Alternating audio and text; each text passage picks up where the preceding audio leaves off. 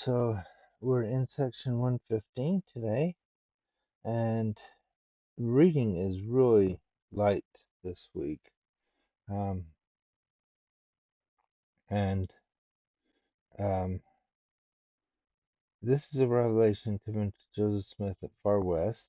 So now they've left Kirtland, and we're in Far West. And as we noticed last week, um, a lot of problems left behind in Kirtland, unfortunately, but they come to Far West, and Far West seemed to be where the Saints would be able to settle, um, at least for a very, very short time. Um, Unfortunately, see, a lot of the Saints who were already in Missouri were already settled in Far West. So it wasn't like they just moved anywhere. They moved somewhere where the governor had said they could go, that people said they could be there in Far West. Um, and it seemed like a good place for the Saints to start to build. I think people just didn't like the fact that it's growing so quickly, um, and also the surrounding areas. They didn't just go to Far West, unfortunately, as well. Um, but as Far West, Missouri, April 6th, 26th, 1838, making known the will of the God concerning the building up of the place and of the Lord's house. This revelation is addressed to the presiding officers and members of the church. So now they're definitely in Far West. Um, Verily thus saith the Lord unto my servant Joseph Smith Jr., and also my servant Sidney Rigdon, and also my servant Hiram Smith, and your counselors who shall be appointed hereafter, and also unto my servant Edward Partridge and his counselors, and also unto my faithful servants who are of the high council of my church in Zion. For thus shall it be called, and unto the elders of the people of my church of Jesus Christ of Latter-day Saints, scattered abroad in all the world. Thus shall my church be called in the last days, even the church of Jesus Christ of Latter-day Saints. Notice in these verses it's talking about the um, name of the church. Up to this time, if you may have noticed in some of the things that they've written, they've used the Mormon church, the Church of Christ. A lot of times, the Mormon church, strange enough, to mention um, the church. But now he's saying that it is to be called the Church of Jesus Christ of Latter-day Saints. And we know President Nelson has also re-emphasized this, and it's not the first time. People often think, oh, well, President Nelson said this, and this is the first time we've ever had anything like this.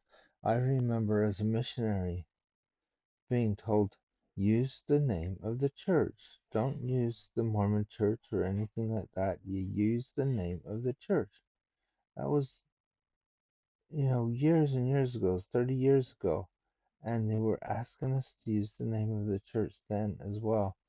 The difference was President Nelson said, we're going to change everything. We're not having the Mormon church as a website. We're not having the Mormon church as, it's not going to be the Church of Jesus Christ of Latter-day Saints, the Mormons.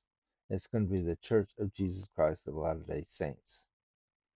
And we're going to be known as the Church of Jesus Christ of Latter-day Saints. In everything we do, we shouldn't be using the Mormon church or any other, um, designation is the Church of Jesus Christ of Latter-day Saints. It's more of a mouthful, but it's what the Lord wants, and I believe that strongly as well. And I've I've always tried to use that since being a missionary, because why? We were told back then to do that as well. It's just now it's even emphasized more. And so we should continue to use the name of the church, and by doing that, we'll be blessed. Back then, the church was getting started. I can just see the Savior just kind of rolling his eyes and going, okay, I'll put up with this now because you guys have to get established. But in the future, use the Church of Jesus Christ of Latter-day Saints. That's what I've asked. Verily I say unto you, arise and shine forth, that thy light may be a standard unto the nations. Notice that comes after the name of the church. It does no good to say, oh, well, we'll use some other name than what the Lord has given us and expect to be a standard of light unto the nations. We do what the Lord asks us to do. And that gathering together upon the land of Zion and upon her states may be for defense and a refuge from the storm and from the wrath when it shall be poured out upon without mixture upon the earth. Remember, excuse me, especially at this time, this is before the Civil War, and I think it really shows at that time it seemed like it is poured out without mixture upon the earth. And at that time the saints were not anywhere near there. Well, there was a lot of things going on during the Civil War. Let the city of the far west be a holy, consecrated land unto me, and it shall be called the most holy, for the ground upon which thou standest is holy. I think this is really significant. We haven't got the temple built there. We do have the foundations.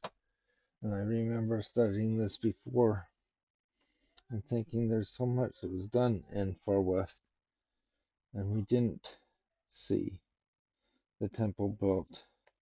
But we saw the foundations, the cornerstones laid. We find that here. Therefore build, I command you to build a house unto me for the gathering of my saints, that they may worship me. So another temple to be built, and let there be a beginning of this work and a foundation, a preparatory work this following summer. So they're not rushing into it. They're saying, let's do this, but let's do it carefully and right, so we don't get too far into debt like we had to before. And they're beginning it, and they're beginning it the next summer. So I think this is a great start to see how the house is going to come about.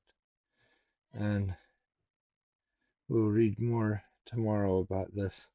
But Far West is to be a new start. It's supposed to be a place where they can go and they can be without being harassed. Even the governor of the state of Missouri was behind it, saying the people could gather there.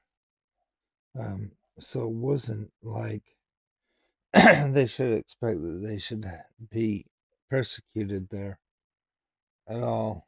And at this point, they weren't. They didn't feel that way, and they're able to start putting the foundation for a temple there in far west. And the stones are still there. The church owns the site, and you can go and visit those stones. And we'll talk more about them later. I don't know if it comes up in these chapters, but where the 12 will leave from there to go to England. And that will be despite people trying to stop them from leaving from there. Um, and trying to block their way, they still were able to go to far west and do that, which is really strange that in a year's time, people would be so negative against the church again to block people's pathways um, at far west, which should have been a place where they could settle. It's just amazing how people would not leave the saints alone during that time. So much against them, but the Lord was always on their side. And so we'll learn more the rest of this week about Far West and about what it meant to be there. And I hope you have a wonderful day, and we'll see you tomorrow.